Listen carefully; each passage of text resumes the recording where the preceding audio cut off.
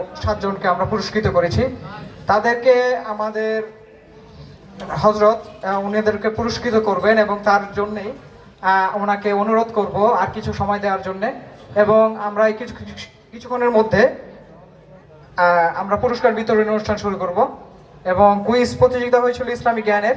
এবং আমরা যে মূল্যবান আলোচনা শুনলাম, আমাদের হযরত থেকে যে মূল্যবান আলোচনা শুনলাম, যে আসলে আমাদের কাছে কোনো কিছুই মূল্যবান নয়। যখন আমরা ইসলামী জ্ঞান অর্জন করব এবং হিদায়াতের পথে আসব, আল্লাহ তখন আমাদেরকে এই মূল্যবান একটি সম্পদ আমাদেরকে যখন দান করবে, তখন আমরা প্রত্যেকটা জ্ঞান হালাল জ্ঞান এবং প্রত্যেকটা গ্রহণযোগ্য জ্ঞান দামি হয়ে যাবে। এবং আমরা এই হিদায়াত আল্লাহর কাছে খুবই মূল্যবান একটা জিনিস, যেটা আসলে আমরা ভাগ্য থাকতে হবে, যেটা পাওয়ার জন্য আল্লাহর কাছে চাইতে হবে, চাইলে তো ওইটা আমরা পাইতে পারি। নাম বল।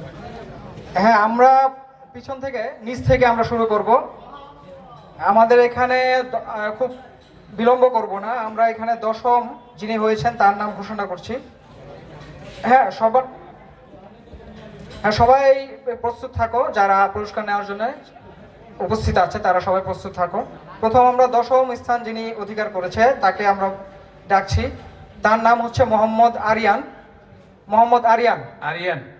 হ্যাঁ, তাকে তার পুরস্কার গ্রহণ করার জন্য স্টেজে অনুরোধ করছি।